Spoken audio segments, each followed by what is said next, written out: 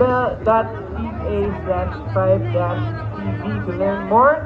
And syempre, follow nyo po ang Gmail Pinoy TV on social media for the latest global Pinoy entertainment news. At, yes, guys, actually, yeah, thank you. Hindi po ito ang first time ko sa Canada. Palagi po akong nasa Canada. Hindi naman po palagi, pero ilang years ko rin po ako pabalik-balik. Nandito po yung mga kamag-anak ko rin. Yung uncle ko, yung sumama sa akin kanina, yung isa security uncle ko po yan. So, malapit po sa puso ko talaga ang Toronto, Canada. And of course, mahal na mahal niyo po kami dito sa Toronto, Canada. Maraming salamat po sa walang sawang pagsuporta sa amin, mga Kapuso Stars. Yes, and speaking of pagmamahal, yung intro ko pong next ay Mahal na Mahal Ko. So, hindi ko na po patatagalin. Guys, ang ating Asia's Limited Star, Miss Julian San Jose!